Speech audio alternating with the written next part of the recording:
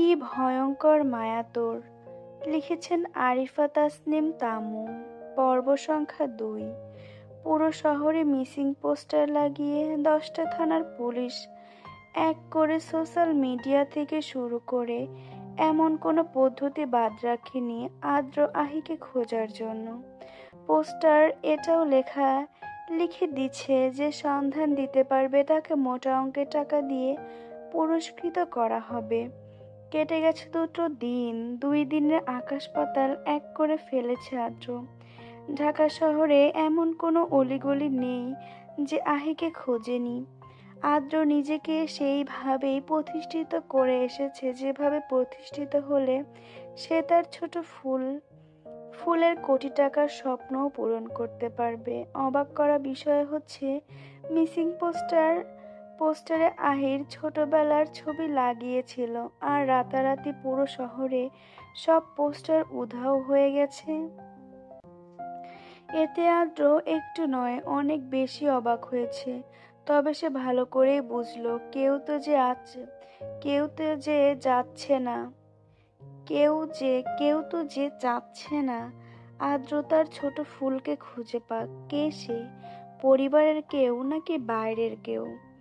আদ্র আর ভাবতে পারছে না। গত ২ দিন দু চোখের পাতা এক করেনি। ছেলেটার চোখ মুখের অবস্থা করুণ। আজিজ নেওয়া ছেলের দিকে তাকাতে পারছে না। ফারদিনা নেওয়াজের একই অবস্থা। তাকাবে কিভাবে? ওনারা তো কথা দিয়ে কথা রাখতে পারেনি। ওনাদের জন্য আজ এত কিছু হচ্ছে। ফাইজ আদ্রের ২ বছরের ছোট ফিহা আর পারুল নেওয়াজের আহিকে পছন্দ না করলেও ফাইজ নিজের বোনের মতোই আহিকে ভালোবাসতো, আদর করত। না করে কি উপায় আছে? ফাইজেরও প্রথমে আহির ওপর রাগ লাগতো। খেলা শেষ করে বাড়িতে এসে যখন ফিহা মুখ থেকে এসব শুনেছিল তখন মন চেয়েছে আহিকে বাড়ি থেকে বের করে দিতে।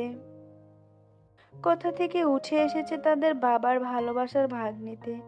তবে সব ভুল প্রমাণ করে দিল ছোট্ট আহি যখন ফাইজ প্রথমবারের মতো আহিকে দেখেছিল।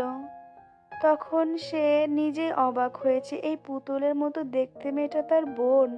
এত কিউট কেন বোন? এত কিউট কেন তার বোন? সেই সাথে আরো ভালো লাগে যখন আহির আধো আধো কণ্ঠের কথা শুনে। আহি শুধু তার বাবা, বড় আব্বু, দাদি আর বড় মা, ছোট চাচ্ছু ইয়ানা আর আদ্রের সাথে কথা বলতো, হাসতো, কিন্তু ফাইজ, ফিহা আর পারুল নেওয়াজের সাথে কথা বলতো না। কারণ ফিহা আর পারুল নেওয়াজ আহির দিকে কেমন করে তাকায়, এতে করে ছোট্ট আহি ভয় পেত। ফাইজ নিজ থেকে আহিকে কোলে নিতে চাইলেও তার মায়ের কড়া দৃষ্টি দেখে আর এগোলো না নিতে। তবে আহির মুখ থেকে ভাইয়া ডাক শোনার লোভ লাগে ফাইজের, তাই সে আড়ালে চকলেট দিয়ে আহিকে বলতো তাকে ভাইয়া ডাকার জন্য। ফাইজ কত শত চুমু মেয়েটার গালে খেয়েছে, মাথায় হাত বুলিয়ে দিয়েছে। ছোট্ট আহি এত আদর পেয়ে ভাইয়া ভাইয়া বলে নিজ থেকে ফাইজকে জড়িয়েও ধরে। সেদিন ফাইজ খুশিতে আত্মহারা হয়ে গেছে। সেই থেকে আহি তার জীবনের একটা অংশ হয়ে ওঠে, তার ছোট পরী। খেলতে গেলে বা স্কুলে গেলে আসার সময় আহির জন্য কিছু না কিছু নিয়েই আসতো। আহি হারিয়ে যাওয়ার পরপরই ফাইজ অসুস্থ হয়ে পড়ে। টানা ১ মাস হসপিটালে ভর্তি হয়ে পড়েছিল। সুস্থ হওয়ার পর ১৩ বছরের ফাইজ হয়ে ওঠে একজন দায়িত্বশীল বড় ভাই। কথায় আছে না, ভাই বড় হোক কিংবা ছোট, বোনের বেলায় সে ভীষণ দায়িত্বশীল। কথায় আছে না, ভাই বড় হোক কিংবা ছোট, বোনের বেলায় সে ভীষণ দায়িত্বশীল। ফাইজের ক্ষেত্রেও তাই হয়েছে। সবাই আহির খোঁজা বন্ধ করে দিলেও ফাইজ আজও গোপনে খুঁজে যায় তার ছোট বোনটাকে। আজ সে কলেজের একজন টিচার, পড়ালেখার পাশাপাশি কলেজে ক্লাস নেয়। প্রতিদিন বিকালে তার কাজ তার বোনকে খোঁজা। এই যে এখন আদ্র বাড়িতে আসায় আদ্রের সাথে ফাইজ নিজেও খাওয়া দাওয়া ঘুম সব বাদ দিয়ে বোনকে খুঁজছে। আদ্র আর ফাইজের খুব ভালো সম্পর্ক, আহি আহি হারিয়ে যাওয়ার খবরটা সবার আগে সে আদ্র দিত, তবে বড় আব্বুর কথা রাখতে আর দিতে পারেনি। আকাশ ঘন কালো মেঘে ঢেকে আছে, চারদিকে ঘুটঘুটে অন্ধকার হয়ে আসছে। আকাশ ডাকছে, চারদিকে প্রচন্ড বাতাস, যে কোনো সময় ঝড় শুরু হবে। এখন বিকেল 5টা। আদ্র আহিকে খোঁজার জন্য বের হয়েছিল, কিন্তু এই ঝড় গাড়ি চালানো সম্ভব না। বাতাস মনে হচ্ছে মানুষ সহ উঠিয়ে নেবে। আদ্র গাড়ি থেকে বের হয়ে একটা ছাউনির নিচে দাঁড়ালো, কারণ এতক্ষণে ঝুম বৃষ্টি নেমেছে। আদ্র রাস্তায় দিকে তাকিয়ে আছে, মানুষজন ছোটাছুটি করছে। ঝড়ের কারণে এমন সময় আদ্র দৃষ্টি আটকে এক রমণীর ওপর। সে কালো শাড়ি এবং ম্যাচিং হিজাব পরেছে, মুখটা মাস্ক দিয়ে ঢাকা, মাথা নিচু করে শাড়ি ধরে রাস্তা পার হচ্ছে। মেয়েটা মাথাটা উঁচু করে তাকাতে আদ্র দৃষ্টি আটকে সেই বাদামি ঘন পাপড়ির চোখ জোড়ার, যে চোখ ঠাঁই পেয়েছে কালো কাজল। তখনই দূর থেকে ভেসে এলো গানের কয়েকটা লাইন। ঝড়ের বেশে এলো কেসে, কাজল সে চোখ দুটি, দিল কঠিন কথার বিষণ্ণতার ছুটি। গানের লাইনগুলো যেন ওদের ঘিরেই ছিল। হঠাৎ আদ্রের কি হলো কে জানে, ছেলেটা ঝড়ের মধ্যে হাওয়ার গতিতে দৌড়াতে শুরু করলো। ততক্ষণে মেয়েটি একটা সাদা রঙের গাড়িতে উঠে চলে গেল। গাড়ির অনেকটা দূরে চলে গেল। পেছন থেকে আদ্র চেঁচিয়ে বলে উঠল, স্টপ দ্য কার। এত বাতাসের সাথে কয়েকটা গাড়ির আওয়াজে আদ্রার কথাটা সে গাড়ি পর্যন্ত পৌঁছায়নি। আর কিভাবে পৌঁছাবে, গাড়ি তো অনেকটা দূরে চলে গেল। ফাইজ এই রাস্তা দিয়েই যাচ্ছিল। রাস্তার মাঝখানে আদ্রকে ভিজতে দেখে ছুটে আসলো। ভাই, কি হয়েছে তোমার? রাস্তার মাঝখানে কি করছো এভাবে? আদ্র পেছন ফিরে ফাইজকে দেখে জড়িয়ে ধরলো। আদ্রের শরীর কাঁপছে। ফাইজ অবাক হলো। আদ্র জোরে জোরে শ্বাস নিয়ে কাঁপা কাঁপা গলায় বলল, আমি আমার আহিকে দেখেছি, মাত্রই চলে গেল। আমি আবারও ব্যর্থ হয়েছি, ওর কাছে অবধি পৌঁছাতে পারিনি, ও চলে গেছে। কিন্তু ভাই, তুমি ওকে দেখে চিনলে কিভাবে? না মানে, ও তো এখন বড় হয়েছে, দেখতে কেমন হয়েছে সেটাও আমরা জানি না। আদ্র ফাইজকে ছেড়ে মুচকি হেসে বলল, আমার যদি চোখ বেঁধে হাজার নারীর ভিড়ে ছেড়ে দেওয়া হয়, আমি ওই চোখ বন্ধ অবস্থায়ও হাজার নারীর ভিড়ে থেকে আমার ছোট্ট ফুলকে খুঁজে বের করতে পারবো। তার নিঃশ্বাসের শব্দ শুনেও বলে দিতে পারবো এটাই আমার বারবি ডল।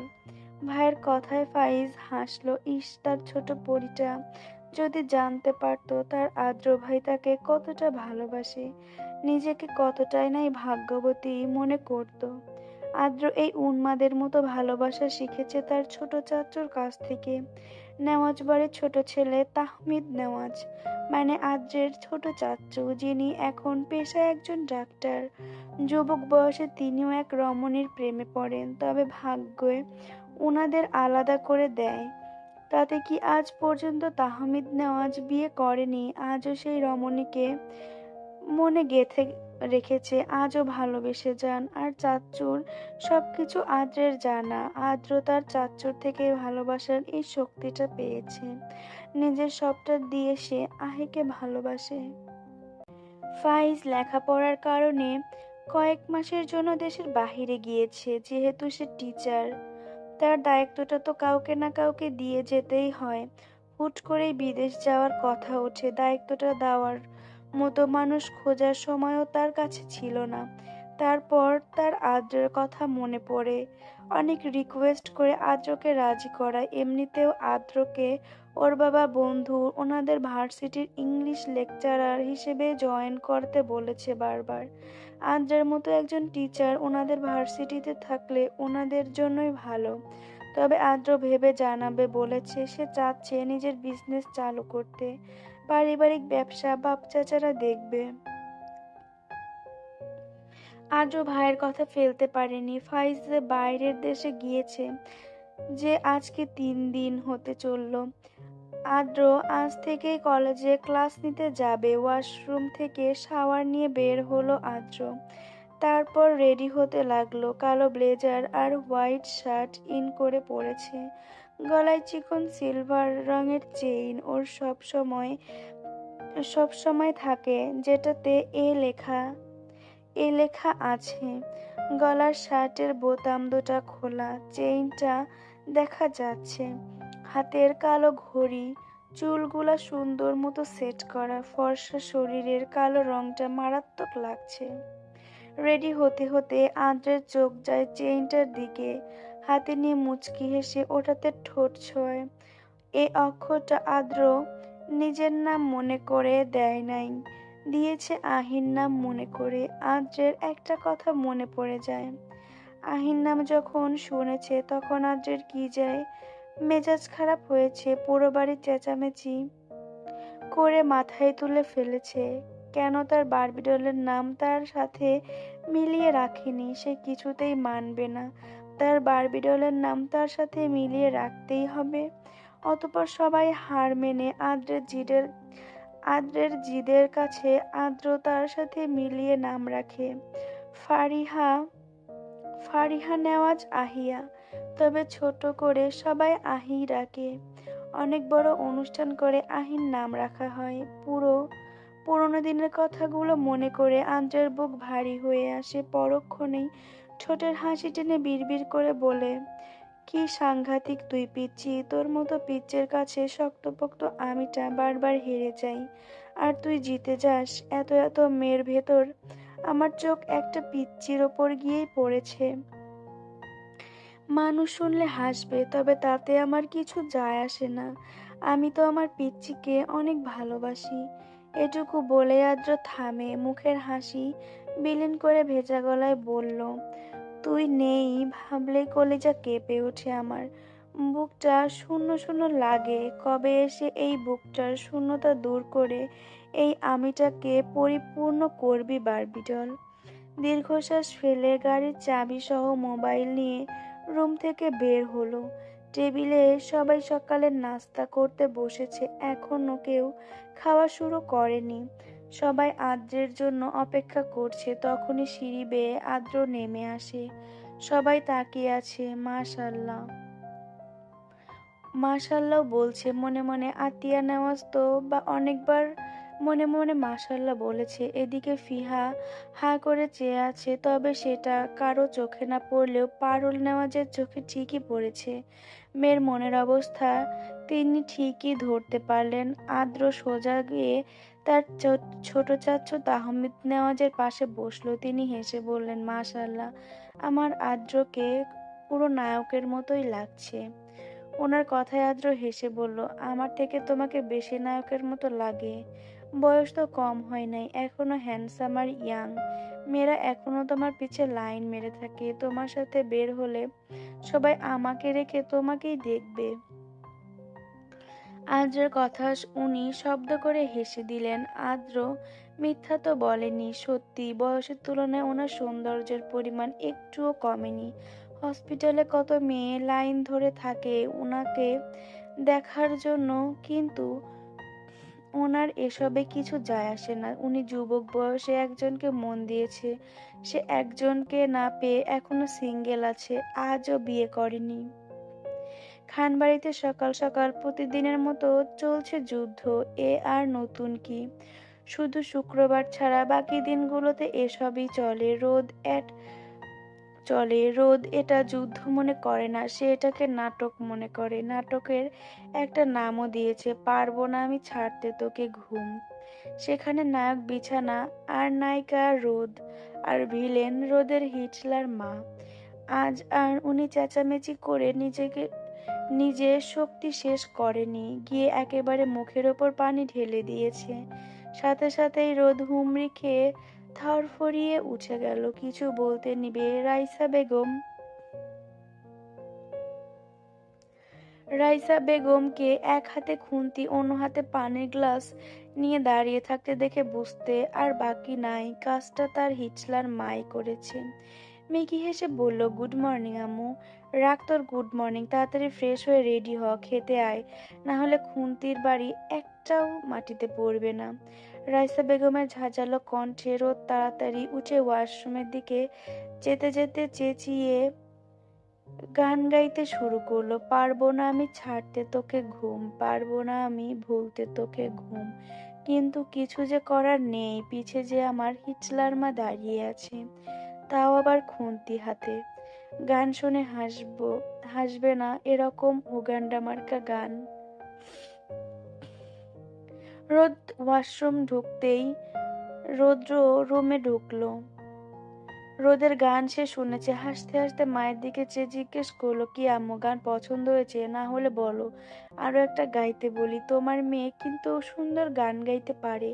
থাক, লাগবে না, তোর বোন যে পাগল এটা সবাই জানে। খেতে আয়, সাথে ওটাকেও নিয়ে আয়। এ বলেই উনি বের হয়ে গেলেন। উনি যেতেই রোদ ওয়াশরুমের দরজা খুলে মাথা বের করে উকি দিয়ে দেখলো উনি আছে কিনা। এতক্ষণ সব ওয়াশরুম থেকে শুনেছে। বের হও, চোরের মতো এরকম উকি দিচ্ছিস কেন? আম্মুকে রাগিয়ে দিয়ে আবার ভয় পাস কেন? রোদ এবার পুরোপুরি বের হয়ে গেল।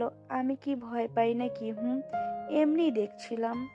হ্যাঁ, সব জানা আছে, তাড়াতাড়ি খেতে আয়, তোদেরকে কলেজে নামিয়ে দিয়ে আমি আবার অফিসে যাব।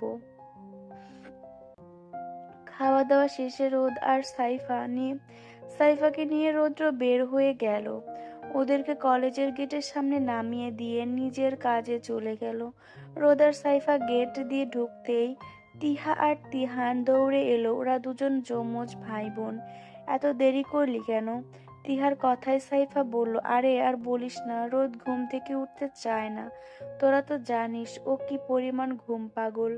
ওর জন্য সব সময় দেরি হয়। আজকেও বড় আম্মু মুখের ওপর পানি ঢেলে ওকে তুলেছে। তিহা এবার রোদের দিকে তাকালো। রোদ তো এমন ভান ধরে আছে, এখানে কি হচ্ছে সে শুনতেই পাচ্ছে না। তিহা কটমট করে বলল, এই তোর কি জামাই আছে যে রাতে তাকে সময় দিতে গিয়ে সকালে উঠতে পারিস না? আমাদের ফ্রেন্ড সার্কেলের মধ্যে তুই আর তিহান, তোরা দুটোই ঘুম পাগল। অলওয়েজ তোরা লেট লেট লতিফ। জামাই নাই, মোবাইল আছে, ওটাকে সময় দিতে হয়। তোদের ইচ্ছে হলে তোরাও ঘুমা, শুধু শুধু আমাদের ঘুম নিয়ে হিংসা করিস কেন? এতক্ষণ চুপচাপ সবার কথা শুনতে থাকা তিহানও রোদের সাথে তাল মিলিয়ে বলল, হ্যাঁ দোস্ত, ঠিক বলেছিস। এই দুইটা যেতে ঘুম যেতে পারে না, ঘুমাতে ঘুমাতে যেতে পারে না দেখে ঘুমাতে পারে না দেখে আমাদের হিংসা করে। চল, ওরা থাক, আমরা যাই। রোদ আর তিহান সামনে হাঁটা দিল, কিন্তু কিছুটা দূরে যেতেই সামনে সব মেয়েকে হাঁ করে তাকিয়ে থাকতে দেখে ওদের পা থেমে যায়। চারদিক থেকে গিজগিজ করছে মেয়েরা। রোদের পেছে তাকিয়ে সেও হাঁ হয়ে গেল। কলেজের গেট দিয়ে কালো ব্লেজার আর হোয়াইট শার্ট ইন করা, হাতে কালো ঘড়ি, গলায় চেন, চোখে কালো সানগ্লাস লাগিয়ে এক হাত পকেটে গুজে অন্য হাতে কানে ফোন ধরে রেখে কথা বলতে বলতে এগিয়ে আসছে ফর্সা ডল হ্যান্ডসাম এক যুবক। রোদ ঘোরের মধ্যে চলে গিয়েছে আর ঘোরের মধ্য থেকেই বিড়বিড় করে বলে উঠল, হায় মে মার গেয়া, কিতনা হ্যান্ডসাম লড়কা হে। আর তখনই আদ্র কথা বলতে বলতে রোদের পাশ কেটে চলে গেল।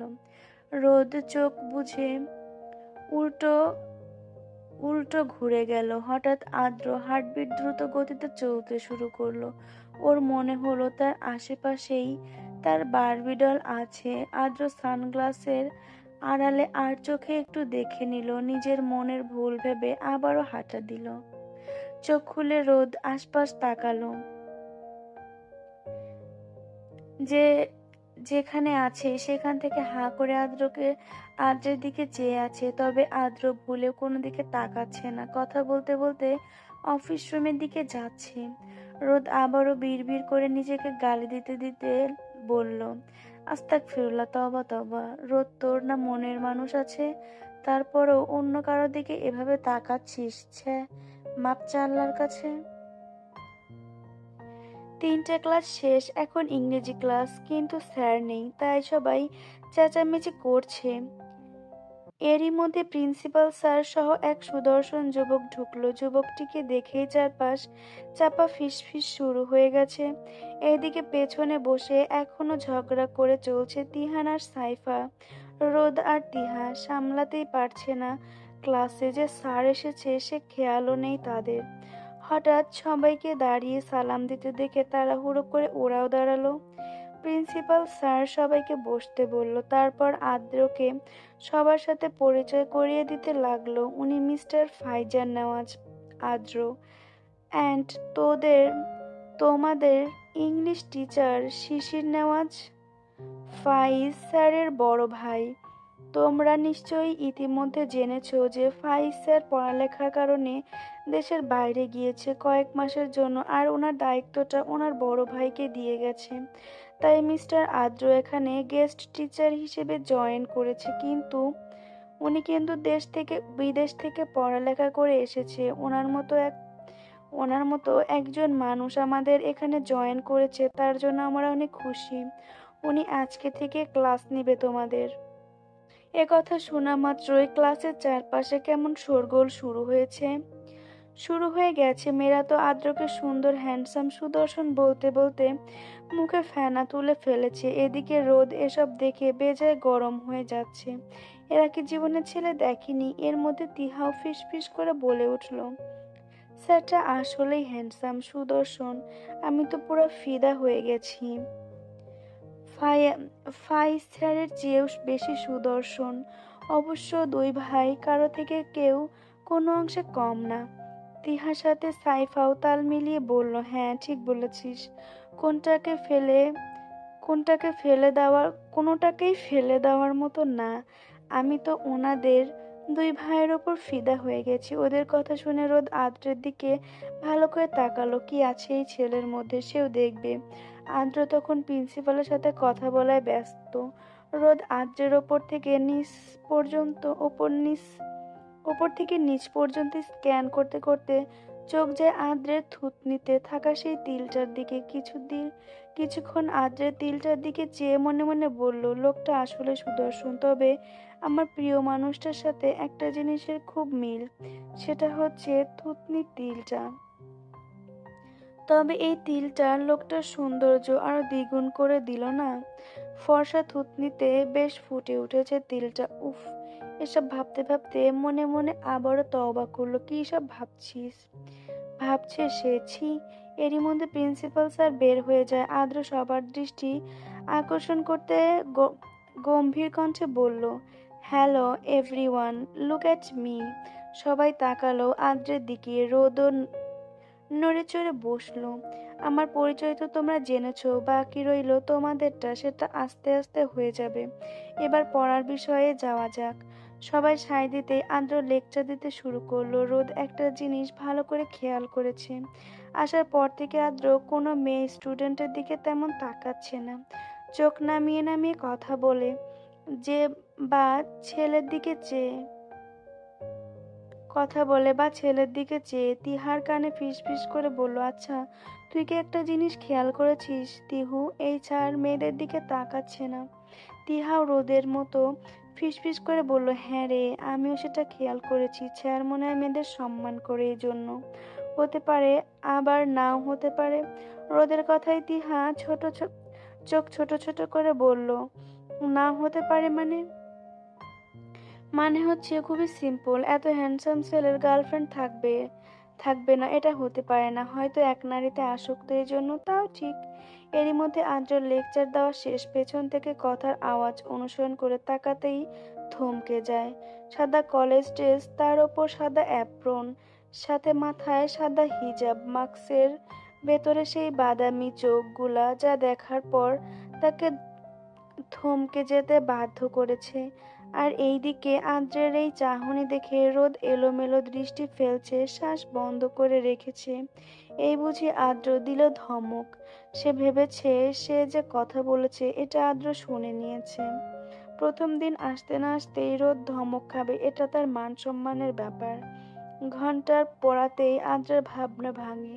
রোদের দিকে এক পলক চেয়ে বের হয়ে গেল আদ্র। বের হতেই রোদ আটকে রাখা শ্বাসটা ছাড়লো। পেছন থেকে তিহান গোতা মেরে ফিসফিস করে বলল, চল আজকে কলেজ ফাঁকি দিয়ে কোথাও ঘুরে আসা যাক। এখন এখন পেট মোটা স্যার ক্লাস এবার আর ক্লাস করতে একদম ভালো লাগে না। সাইফা আর তিহাও সাই জানিয়ে বলল, হ্যাঁ চল, এই পেট মোটার ক্লাস করতে একটুও ভালো লাগে না। তবে রোদ রাজি না। রোদ যদি জানে রৌদ্র যদি জানে বকা দিবে। এমনিতেই ছোট থেকে দেখে আসছে রোদকে নিয়ে বেশি সিরিয়াস। কোথাও একা একা যেতে দেয় না। যেখানেই যাবে সে নিজে নিয়ে যাবে। তবে রোদের না বেশিক্ষণ টিকলো না। শেষমেশ রাজি হয়ে সব কয়টা সবার আড়ালে পেছন দরজা দিয়ে বের তো হলো, কিন্তু এখন কলেজের গেট পার হবে কেমনে? গেটের দারোয়ান দাঁড়িয়ে আছে। আদ্র অফিস রুমে চেয়ারে বসে আছে। বুক কাঁপছে ওর, হার্টবিট ফাস্ট চলছে। একজনকে পাঠিয়েছে সে কখন মেয়েটাকে ডেকে আনতে, কিন্তু মেয়েটা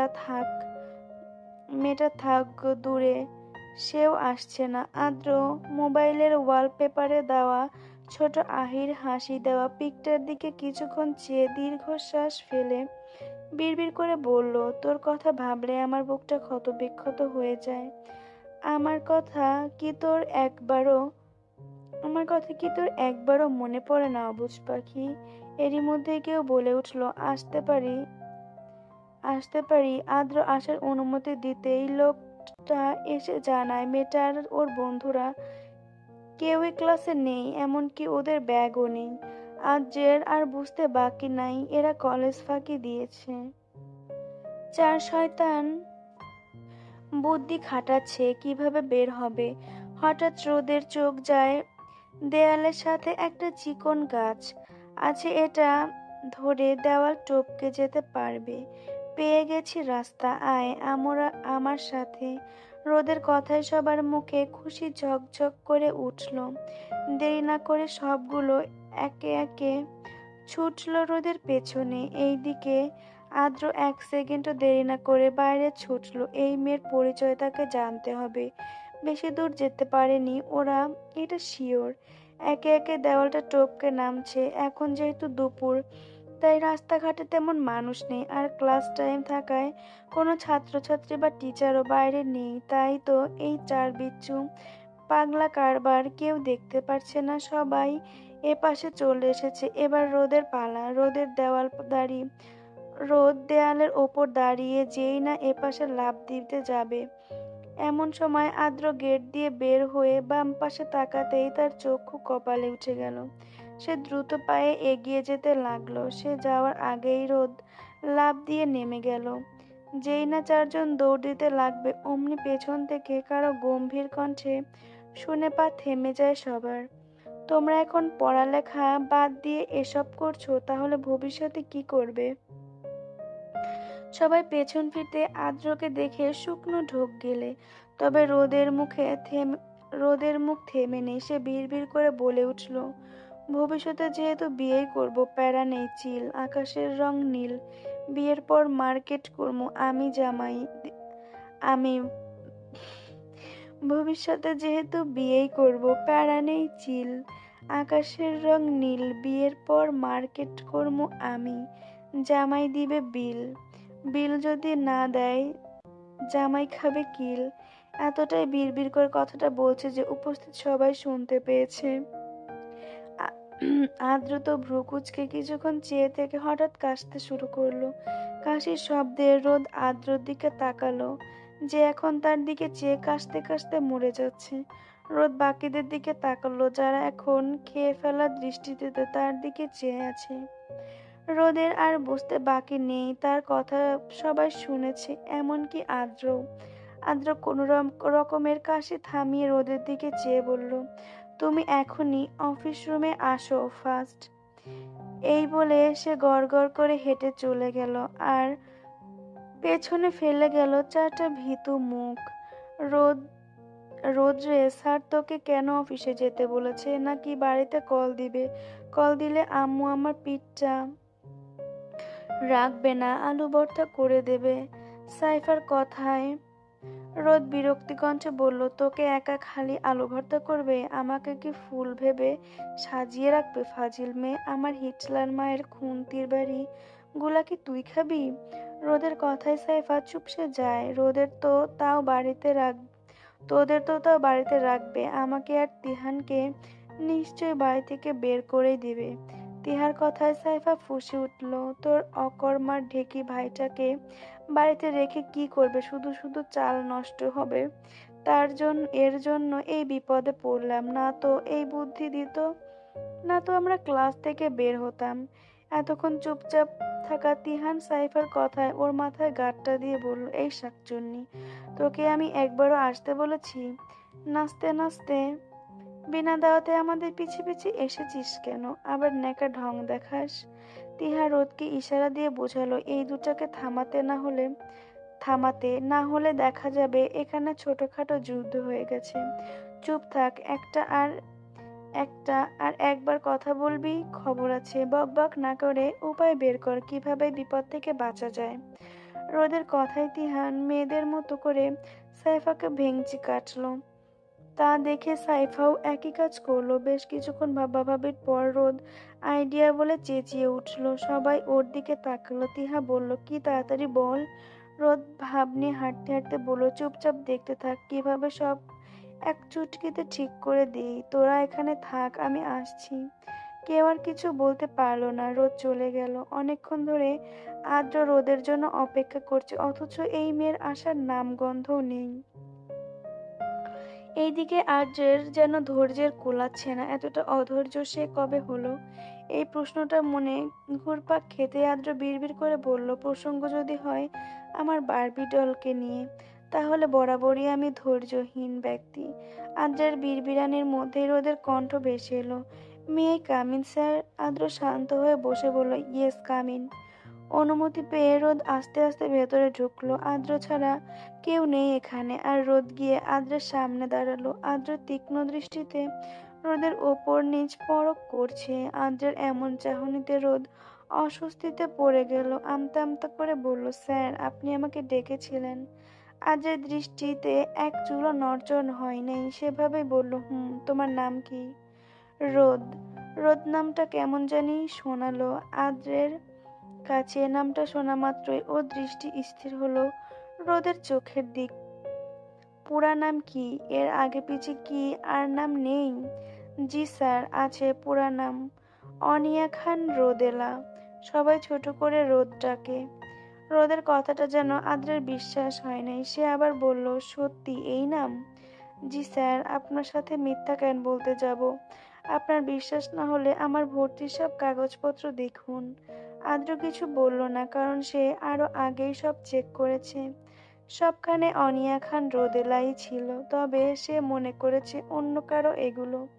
এরই মধ্যে রোদ আশেপাশে চেয়ে ঝুঁকে ফিসফিস করে বলল, স্যার, আমরা যে কলেজ ফাঁকি দিতে চেয়েছিলাম, এটা কাউকে বলবেন না প্লিজ। প্রয়োজনে আমি আপনাকে 500 টাকা ঘুষ দেব। ওই টাকা দিয়ে কিছু খেয়ে মুখটা বন্ধ রাখেন। রোদ এত কাছে আসায় আদ্রের কেমন যেন একটা ফিল হচ্ছে, যেমনটা তার ছোট ফুলের কাছে গেলে হতো। তবে রোদের কথায় আদ্র ভ্রু কুঁচকে আছে।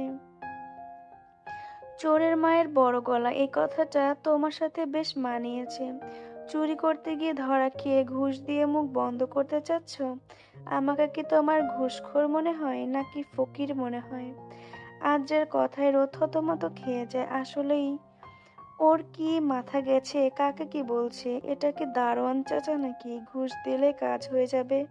নিজেকে সামলে আমতা আমতা করে বলল, ইয়ে মানে স্যার, তা কেন হবে? আসলে ভয় হচ্ছিল, আপনি যদি কাউকে বলে দেন তাহলে বাড়িতে জানতে পারলে ভাইয়া আর আম্মু বকা দিবে। এত যখন ভয় পাও তাহলে কলেজ ফাঁকি দিতে চেয়েছিলে কেন? কি বলেন যে স্যার, আপনি আমাদের চারপাশে সারাক্ষণ শয়তান ঘোরে, এটা তো আপনি জানেন। স্যার, সত্যি বলছি, এই কাজ বিবেক দিয়ে করিনি, আবেগে পড়ে করেছি। আর সব দোষ শয়তানের। সে আমাকে ভুলিয়ে ভালিয়ে আবেগে ফেলেছে। তাই তখন আমার আবেগ কাজ করেছিল, বিবেক কাজ করেনি। বিবেকের কাজ করলে এমন কাজ কি আমার মতো কিউট একটা মেয়ে করতে পারে? আদ্র অবাকের চরম পর্যায়ে পৌঁছে গেল। কি সাংঘাতিক মেরে বাবা! দোষ করেছে তো করেছে, আবার তাকে এত ইমোশনাল কথা শোনাচ্ছে। আর যাই হোক, এই বাচাল মেয়র বারবিডল হতেই পারে না। তার বারবিডল কত শান্ত ভদ্র, অন্তত এই মেয়ের মতন বক বক করবে না। আচ্ছা, বলবো না, তবে নেক্সট টাইম যদি কিছু দেখ এসব কিছু দেখেছি সব বা শুনেছি, তাহলে আমি নিজ দায়িত্বে তোমাদের বাসায় কল করে জানাবো। এবার তুমি আসতে পারো। রোদ খুশিতে গদগদ হয়ে বলল, ধন্যবাদ স্যার, আর এমন হবে না। আজ আসি, আসসালামু আলাইকুম। এই বলে হাঁটা দিল। যেই না বের হতে যাবে তখনই আদ্রের ডাকে থেমে যায়। দাঁড়াও। রোদ পেছনে ফিরে তাকাতে আদ্র একটু সংকোচ নিয়ে বলল, তুমি কি সব সময় মাস্ক পরে থাকো? জি স্যার। আচ্ছা, আসতে পারো এবার তুমি। রোদ চলে গেল। রোদ বের হয়ে আসতেই কেউ একজন ওর ওপর হুমড়ি খেয়ে